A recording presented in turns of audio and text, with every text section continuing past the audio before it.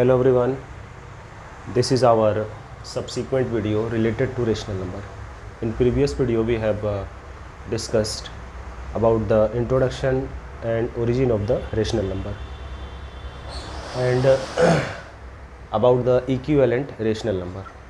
जैसा कि मैं बता रहा हूँ कि लास्ट वीडियो में हम लोगों ने उसका आपका जो है इंट्रोडक्शन और इक्विवेलेंट रेशनल नंबर क्या होता है, रेशनल नंबर को रेशनल नंबर क्यों बोलते हैं वो डिस्कस किया। वो हम लोग इसके नेक्स्ट टर्म को इस वीडियो में डिस्कस करने जा रहे हैं। जैसा कि मैंने पिछले वीडियो में ही इंट्रोड्यूस किया था कि रेशनल नंबर जो है बेसिकली पॉजिटिव और निगेटिव, ठीक है, वो प्रॉपर रहे जाना रहे, एक अलग हिसाब किताब है। But here positive rational number and negative rational number, हमको बस यही चीज़ें अभी इस पर फोकस करना है, ठीक है। इसी के बेसिस पे हम लोग जो है डिसाइड करेंगे कि ठीक है, ओके, तो पॉजिटिव रेशनल नंबर कब होता है, निगेटिव रेशनल नंबर कब होता है, ये हम लोग आज समझने जा रहे हैं। देखिए, कोई भी rational number P by Q के फॉर्म में होता है और उसमें क्या होता है, क्यू आपका कभी भी ज़ीरो नहीं होना चाहिए। ये तो हमारा एक उसका रूल हो गया, एक लॉ हो गया। अब क्या होता है यहाँ पे कि पी बाई क्यू के फॉर्म में तो हो गया।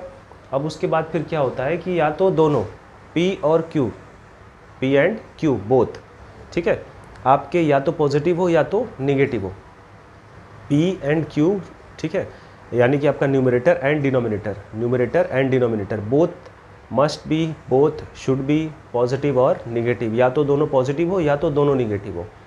तब आपका जो है पूरा का पूरा जो रेशनल नंबर होगा जो हमारा आएगा वो क्या हो जाएगा, एक पॉजिटिव रेशनल नंबर होगा, ठीक है।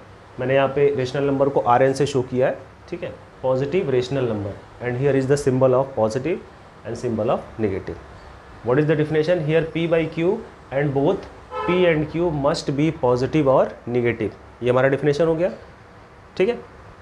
तो जैसे कि एग्जांपल में आप देख रहे हो, you are seeing here 2/5 and -3/-7, ठीक है।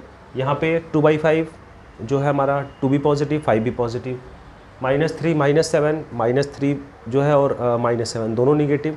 तो दोनों का नेचर सेम होना चाहिए, दोनों का सिंबल, दोनों का ऑपरेटर सेम होगा, तो वो वैल्यू हमेशा क्या होगी, पॉजिटिव की ओर टेंड करेगी। कोई भी एक वैल्यू जब निगेटिव होती है तो वो निगेटिव की ओर टेंड करती है। तो ठीक है, यहाँ से हमारा ये डेफिनेशन क्लियर हो गया कि what is positive rational number and, ठीक है, with the help of integers. Okay, integers जो है किस टाइप के इंटीजर्स होने चाहिए, दोनों इंटीजर्स सेम टाइप के होने चाहिए। अगर निगेटिव है तो निगेटिव होनी चाहिए, पॉजिटिव है तो पॉजिटिव होने चाहिए, दोनों के दोनों। पी बाई क्यू के फॉर्म में अगर है तो पी भी हमारा अगर पॉजिटिव है तो क्यू को पॉजिटिव होना पड़ेगा, पी अगर निगेटिव है तो क्यू भी हमारा निगेटिव होना पड़ेगा, तभी वो पॉजिटिव रेशनल नंबर बोला जाएगा, उसके सेक्शन में आएगा। नेक्स्ट हमारा है negative rational number. What is negative rational number? Negative rational number is that, ठीक है ना, in which any one of P और क्यू, मतलब पी या तो क्यू दोनों में से कोई भी एक अगर आपका निगेटिव होता है, ठीक है, तो ये क्या होता है यहाँ पे, ये जो रेशनल नंबर होता है it tends to the negativity, मतलब ये आपका जो है निगेटिव रेशनल नंबर को शो करता है।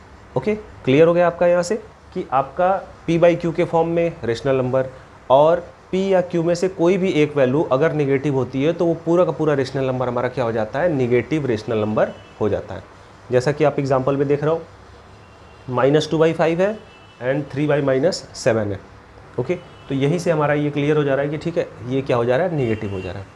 ओके, जैसा कि आपका प्रोडक्ट में होता है, डिवीजन में होता है कि जब आप मल्टीप्लाई करते हो, ठीक है, आपके ढेर सारे पॉजिटिव नंबर्स होते हैं, कोई भी एक निगेटिव नंबर जहाँ आया वो उसको पूरी की पूरी वैल्यू को क्या कर देता है, नेगेटिव कर देता है। ओके, उसी तरह से डिवीज़न में भी होता है, कोई भी अगर एक आपका डिवीज़न में से, ठीक है, आपका डिवीज़र हो, डिविडेंट हो, दोनों में से कोई भी एक अगर नेगेटिव हुआ, आपका पूरा का पूरा आंसर क्या हो जाता है, नेगेटिव हो जाता है। और अगर दोनों पॉजिटिव या दोनों नेगेटिव होते हैं तो कोई बात ही नहीं है, तब आंसर हमेशा पॉजिटिव आता है।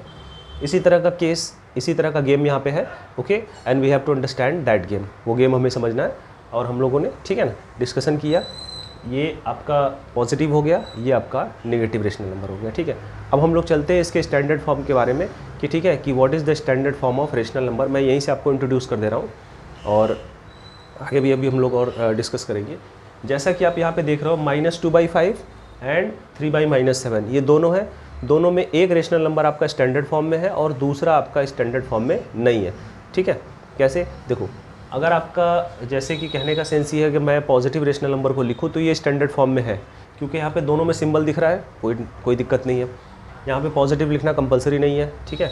नेगेटिव लिखना कंपलसरी होता है, क्योंकि नेगेटिव अगर है तो उसको शो करना होता है, ओके।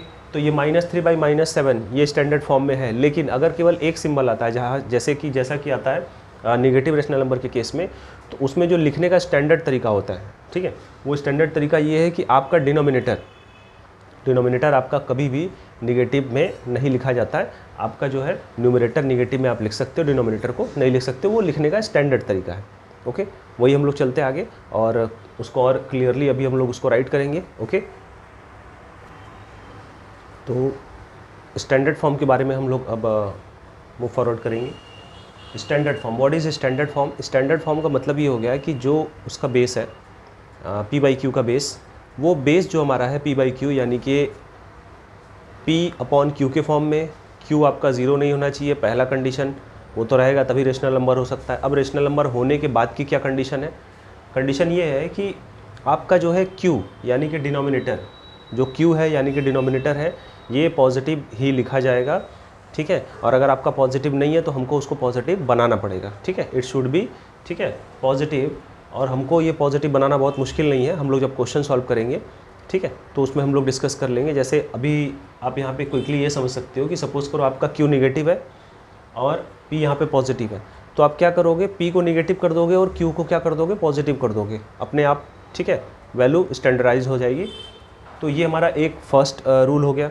दूसरा रूल इसमें क्या है कि आपका P/Q यानी कि जो हमारा रेशनल नंबर है वो अपने लोवेस्ट फॉर्म में होना चाहिए, यानी कि आपका P और Q के बीच में 1 के अलावा कोई भी कॉमन फैक्टर नहीं होना चाहिए।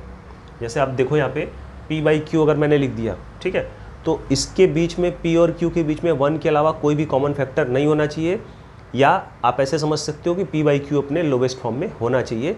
बस उसके बाद हमारा आ जाता है पूरा का पूरा जो रेशनल नंबर है वो स्टैंडर्ड फॉर्म में आ जाता है। पहली condition, first condition is here that in the P/Q, Q must be positive, okay, यानी कि डिनोमिनेटर मस्ट बी पॉजिटिव। दूसरी कंडीशन क्या है कि P/Q should be in its lowest form, या दूसरे वे में कह सकते हो कि between P and Q there will be no common factor other than 1 के अलावा कोई भी कॉमन फैक्टर नहीं होना चाहिए, ओके। जैसा कि आप एग्जांपल यहाँ पे देख रहे हो 2/5 ये अपने लोवेस्ट फॉर्म में है, 4/10 लोवेस्ट फॉर्म में नहीं है, ठीक है, तो ये स्टैंडर्ड फॉर्म में नहीं हुआ, ये नहीं होगा, ओके। आ रही बात समझ में? पॉजिटिव भले है लेकिन अपने लोवेस्ट फॉर्म में नहीं है, तो दैट्स वाई ये स्टैंडर्ड फॉर्म होने की कंडीशन को फुलफिल नहीं कर रहा है, तो दैट्स वाई ये हमारा हो जाएगा wrong from the standard form point of view, okay. तो ये हमारा ये हो गया और हमने ये कंडीशन समझ ली। नेगेटिव रेशनल नंबर क्या होता है, पॉजिटिव रेशनल नंबर क्या होता है, स्टैंडर्डाइज करने का तरीका क्या होता है, ठीक है, उसको स्टैंडर्ड फॉर्म में रखने के क्या क्या लॉज हैं, क्या क्या रूल्स हैं, कैसे फॉलो करना है वो हमने स्टडी कर लिया, ठीक है। अभी ये हमारा यहाँ पे डिस्कशन हो गया कंप्लीट। नेक्स्ट जो सब्सिक्वेंट वीडियो हमारा आएगा, ठीक है, उसमें क्या होगा कि हम लोग जो है रेशनल नंबर को नंबर लाइन पे शो करने का मेथड फॉलो करेंगे, मेथड अंडरस्टैंड करेंगे, देखेंगे, ठीक है। तो आई होप आपको आज का डिस्कशन अच्छा लगा होगा, ठीक है, okay. So keep watching my video and thanks for watching.